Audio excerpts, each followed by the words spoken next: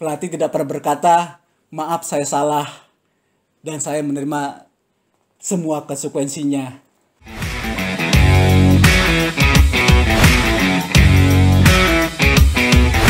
Kupas Persib. Sampurasun boboto Persib Bandung. Jumpa lagi dengan Opa Dani dalam segmen Kupas Persib. Di edisi kali ini Opa akan mengusung tema Robert Abed belum bisa mengangkat prestasi Persib Bandung.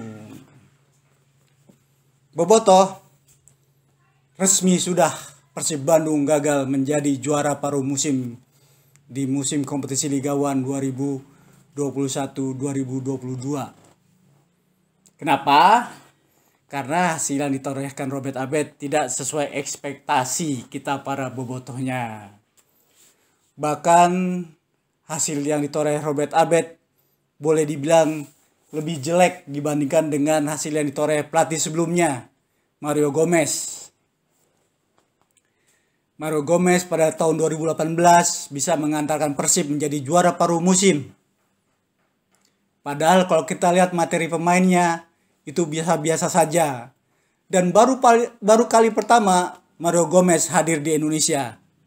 Dia masih buta sepak bola Indonesia, tapi dia mampu meracik timnya, mampu mengangkat timnya untuk menjadi tim yang disegani, tim yang ditakuti sehingga bisa menjadi juara paruh musim di edisi 2018.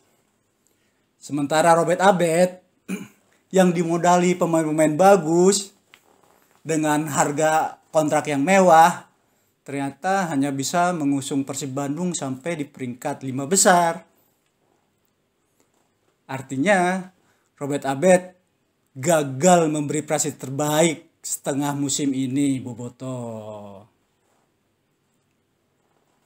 Robert juga gagal menjaga kewibawaan sepak bola Bandung. Pasca Persib dihukum kekalahan oleh Persibaya Surabaya, Arema FC, dan Persija Jakarta, musuh besar Persib.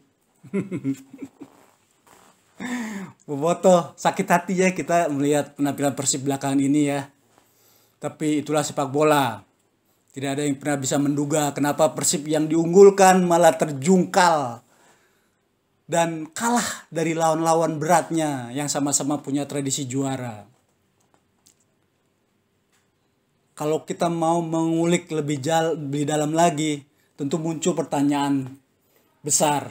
Kenapa Persib gagal bersinar di setengah musim ini? Ya bobotoh, kalau kita lihat perjalanan Persib saat ini ya, benar-benar menggenaskan, terutama kekalahan-kekalahan yang tidak kita inginkan itu ya. Grafik permainan Persib tidak juga menunjukkan peningkatan, cenderung stagnan. Permainannya juga sangat tidak konsisten.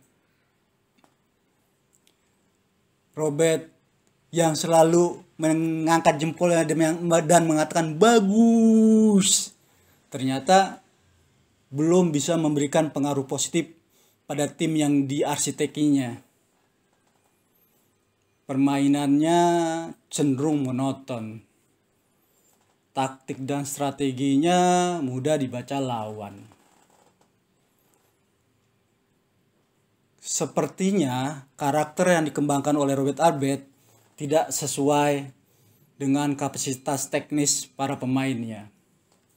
Akibatnya sering kita lihat di pertandingan-pertandingan terakhir ini, lini depan Maung Bandung tumpul.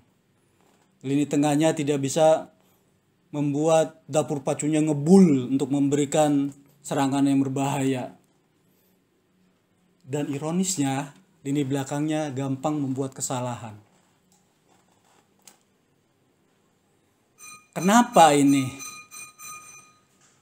Adakah hubungannya dengan suasana di locker room Persib Bandung yang panas? Karena biasanya dari locker room inilah ada perubahan taktik dan strategi ketika tim memainkan pertandingan wajibnya. Tapi untuk Persib sepertinya kita belum melihat itu dalam laga-laga yang menyulut kekalahan misalnya ya. Persib gagal membendung permainan lawannya terutama di babak kedua. Dan anehnya ketika di babak pertama Persib main agresif, bermain sangat dominan dengan determinasi serangan yang begitu bahaya, tapi tiba-tiba melempem di babak kedua. Adakah ini, sekali lagi saya bertanya ya, adakah ini hubungannya dengan suasana locker room Persib Bandung? Misalnya di dalam locker room itu ketika jeda pertandingan, selain evaluasi, mungkin cara penyampaiannya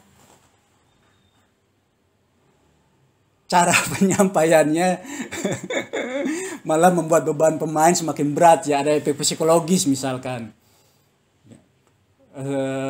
Seumpama Robert memberikan evaluasinya dengan nada yang tinggi misalkan ya, dengan raut muka yang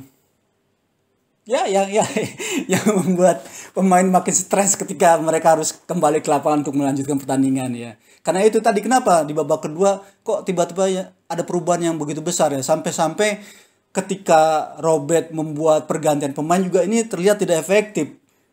Seolah-olah Robert gamblingnya itu hanya memenuhi kriteria kuota pemain yang boleh ditampilkan pada satu game yang dimainkan ya. Jadi tidak ada efek permainan jadi memuncak, permainan jadi lebih berdarah-darah gitu untuk melihat komposisi pemain Persib ditampilkan saat itu. Ya kita cuma melihat dari luar ya Bobotoh, kita tidak tahu sebenarnya apa yang terjadi di locker room Persib Bandung pada saat menghadapi liga-liga penting atau laga-laga penting di setengah musim ini gitu ya. Karena itu tadi banyak pertanyaan yang muncul di benak kita, kenapa sih di babak pertama kita udah main bagus, ketika babak kedua melempem, bahkan pergantian pemainnya pun sepertinya tidak menawarkan perkembangan permainan, tidak menjawab atau bisa membongkar deadlock yang dihadirkan oleh lawan-lawannya. Inilah saya sih menduga mungkin ada masalah di locker room. Makanya permainan Persib itu ya kok seperti itu, tidak seperti yang kita bayangkan sebelumnya. Apalagi Persib menyandang predikat tim terbesar di Indonesia ya. Pantas kalau kemudian belakangan menjadi ramai nih setelah M. Ridwan, salah satu legenda Persib Bandung, di Instagramnya menyatakan ada kesalahan Persib di sisi pelatih ketika Persib mengalami kekalahan. Padahal kita nggak tahu ya, Ridwan dapat informasi dari mana ya, karena locker room itu tertutup, hanya orang dalam yang tahu apa yang terjadi di locker roomnya.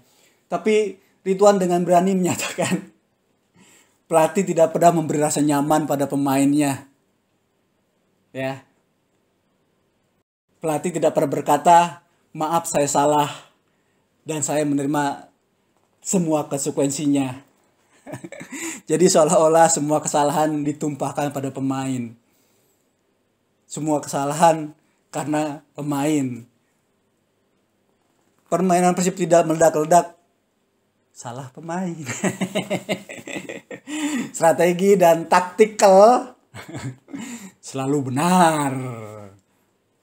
Ini barangkali akhirnya memantik Bobotoh untuk kembali berteriak dan menggaungkan tagar Rene Albert out. Rene Albert out.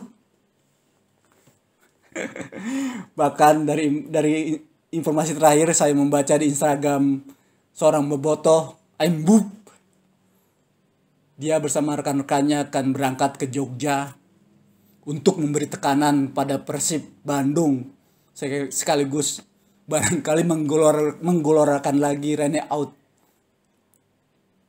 Kenapa? Ya karena situasinya barangkali sudah memanas ya.